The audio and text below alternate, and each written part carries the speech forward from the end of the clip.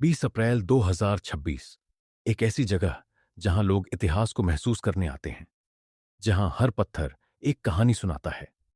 वही जगह कुछ ही पलों में डर की सबसे खामोश कहानी बन गई। टेओटिहुआकन। सुबह से ही भीड़ बढ़ रही थी। दुनिया भर से आए लोग, कोई घूमने आया था, कोई वीडियो बना रहा था, कोई बस इस जगह की शांति को महसूस कर रहा था। पिरामिड ऑफ द मून के पास लंबी लाइनें थीं। लोग ऊपर चढ़ रहे थे। नीचे से सब कुछ बहुत खूबसूरत लग रहा था, लेकिन इस शांति के पीछे एक खतरा धीरे धीरे आकार ले रहा था। कुछ घंटों पहले मैक्सिकन नेशनल गार्ड को एक संदिग्ध अलर्ट मिला था। एक ऐसी सूचना जो अधूरी थी, लेकिन उसमें खतरे की झलक थी। कंट्रोल रूम में बैठे अधिकारी उस अलर्ट को देख रहे थे। क्या यह सच में खतरा है या सिर्फ एक गलत संकेत? यहीं पर उलझन शुरू हुई। किसी ने कहा, पहले पक्का करो। किसी ने कहा, बिना वजह लोगों को डराना सही नहीं। समय बीतता गया और वही समय सबसे बड़ा फर्क पैदा करने वाला था। दोपहर के करीब एक आदमी भीड़ में से धीरे धीरे आगे बढ़ता है। उसका चेहरा सामान्य, उसकी चाल शांत। वो पिरामिड ऑफ द मून की सीढ़ियां चढ़ने लगता है। नीचे लोग उसे देखते भी नहीं, क्योंकि वहां हर कोई अपनी दुनिया में खोया हुआ था। ऊपर पहुंचकर वो रुकता है, चारों तरफ देखता है और फिर एक तेज आवाज गूंजती है, पहली गोली। नीचे खड़े लोग एक पल के लिए समझ नहीं पाते कि हुआ क्या है। फिर दूसरी आवाज। अब डर साफ दिखाई देने लगता है। कुछ ही सेकंड में सब कुछ बदल जाता है। लोग भागने लगते हैं। कोई अपने बच्चों को पकड़कर दौड़ रहा है, कोई जमीन पर गिरा हुआ है, कोई दूसरों को उठाने की कोशिश कर रहा है।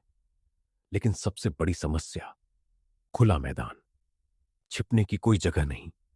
ऊपर से हमला और नीचे सिर्फ लोग। कुछ ही पलों में कई लोग घायल हो जाते हैं। एक विदेशी महिला जो कुछ देर पहले मुस्कुरा रही थी, अब हमेशा के लिए खामोश हो जाती है। उधर कंट्रोल रूम में हड़कंप मच जाता है। तेओतिहुआकन में फायरिंग। अब सबको समझ आता है, वो अलर्ट सच था। तुरंत मैक्सिकन नेशनल गार्ड को भेजा जाता है। गाड़ियां तेज रफ्तार से निकलती हैं, सायरन बजते हैं, लेकिन देरी अपना असर दिखा चुकी थी। जब तक सुरक्षा बल मौके पर पहुंचते हैं, हालात बिगड़ चुके होते हैं। घायल लोगों को उठाया जाता है, एम्बुलेंस आती है। हर तरफ डर और खामोशी का मिला जुला माहौल होता है। कुछ लोग रो रहे थे, कुछ बिल्कुल चुप थे, जैसे उन्हें यकीन ही नहीं हो रहा कि अभी क्या हुआ। थोड़ी देर बाद फायरिंग रुक जाती है, लेकिन जो होना था वो हो चुका था। अब सवाल उठता है, अगर उस पहले अलर्ट को गंभीरता से लिया जाता, अगर थोड़ी जल्दी कार्रवाई होती, तो क्या यह हमला रोका जा सकता था? जांच शुरू होती है। हमलावर कौन था? उसका मकसद क्या था? उसने ऐसा क्यों किया? कई सवाल उठते हैं, लेकिन सारे जवाब साफ नहीं मिलते। कुछ रिपोर्ट्स कहती हैं कि वह मानसिक रूप से परेशान था। कुछ कहती हैं कि यह एक सोची समझी हरकत थी। लेकिन एक बात सबके सामने रहती है, चेतावनी थी, समय था, लेकिन फैसला देर से हुआ। और उस देरी की कीमत मासूम लोगों ने चुकाई। आज भी टेओटिहुआकन वैसे ही खड़ा है।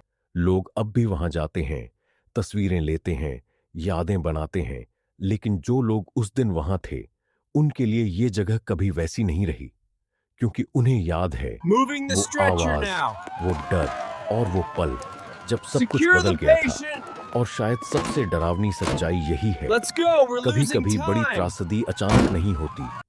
वो शुरू होती है एक अनदेखी चेतावनी से, एक छोटे से शक से, और एक ऐसे फैसले से जो समय पर लिया जा सकता था, लेकिन लिया नहीं गया।